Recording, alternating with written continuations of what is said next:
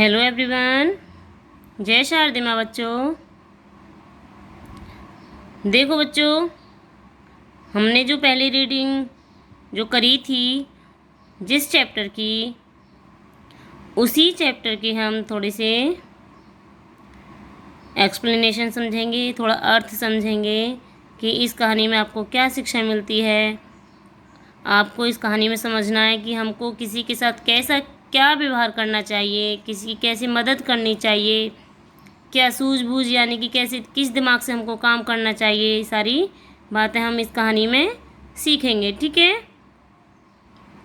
इस कहानी में कबूतर और मक्खी की जो सूझबूझ है यानी कि जो समझदारी है, उन दोनों ने एक दूसरे की मुसीबत में सहायता की और अपनी मित्रता को मजबूत किया। एक दूसरे का सहयोग की उसमें जब परेशानी में सहयोग दिया और सूझबूझ से अपनी परेशानी को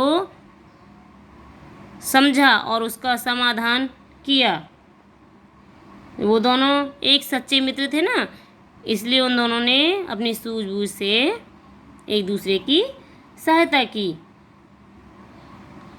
इसलिए हमें सदैव एक दूसरे की सहायता करनी चाहिए, मदद करनी चाहिए।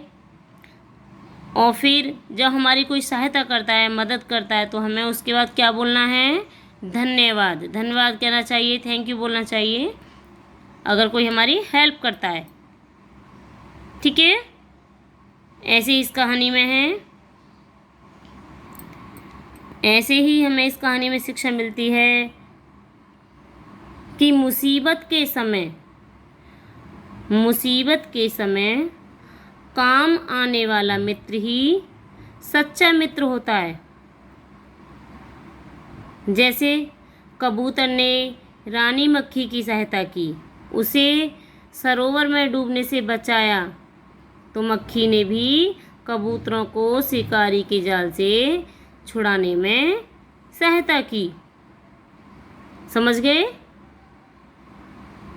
तो हम थोड़ा और डिटेल में यानी कि और थोड़ा विस्तार से समझेंगे। एक जंगल था, देखो, उसमें एक सरोवर था, यानी कि सरोवर का मतलब होता है तालाब। एक तालाब था और सरोवर के किनारे एक पेड़ था जिस पर रानी मक्खी रहती थी। किस में रहती थी? अपने छत्ते में। एक दिन इतनी तेज़ हवा चली कि बेचारे उसका रानी जो थी वो पानी में गिर गई। उसी पेड़ की डाल पर एक कबूतर भी बैठा था। जब कबूतर ये सारी चीज़ें देख रहा था, ये सब उसने देखा था, तो उसने तुरंत पेड़ से एक पत्ता तोड़ा और पानी में डाल दिया। अब पत्ता रानी मक्खी के समीप गिरा, यानी कि जो पत्ता था वो रानी मक्खी के पास गिरा और रानी मक्खी झट से यानी कि एक साथ फटाफट उस पत्ते पर चढ़ गई। अब कबूतर नीचे आया, उसने पत्ते को अपनी चोंच में दबाया, यानी कि अपने मुंह में। कबूतर की चोंच ही तो होती है, वही उनका मुंह होता है, और बाहर रख दिया। रानी मक्खी ने कबूतर को धन्यवाद कहा। क्यों कहा? क्योंकि रानी मक्खी की सहायता कबूतर ने की, तो मक्खी ने कबूतर को धन्यवाद कहा और उड़ गई।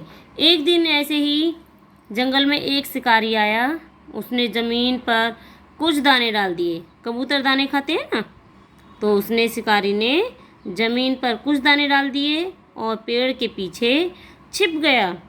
जब थोड़ी देर बाद कबूतर अपने मित्रों के साथ दाना खाने नीचे आया, तो वे सभी एक जाल में फंस गए। जो शिकारी ने वो जाल डाला था ना, सभी उस जाल में फंस गए।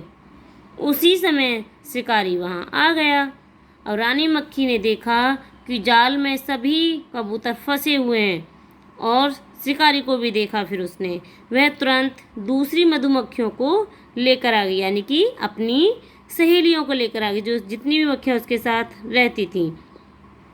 मधुमक्खियों के इतने बड़े झुंड को अपनी ओर आते हुए देखकर, यानी कि इतनी सारी मधुमक्खियों को आते हुए देखकर शिकारी वहाँ से भाग गया, यानी कि उसे डर लगने लगा कि कहीं ये मुझे खा ना जाए मधुमक्खी। रानी मधुमक्खी उड़कर झट से अपने मित्र चिंकू, ये रानी का जो रानी मधुमक्खी थी ना, रानी मक्खी थी, तो उसका एक मित्र था चिंकू। और चिंकू कौन था? वो एक चूहा था। मक्खी का जो मित्र था चिंकू था, और चिंकू चूहे का नाम था। तो वो अपने मित्र चिंकू चूहे को बुला लाई। चिंकू ने यानी चिंकू चूहे ने अपने नुकीले पैने दांतों से जाल को काट दिया और कबूतर जाल से छूट गए। तो बच्चों, ऐसे ऐसे ही जैसे सभी कबूतर बोले, धन्यवाद बहन, आज तुमने हमारे प्राण बचाए, यानी कि हमारी जान बचाई।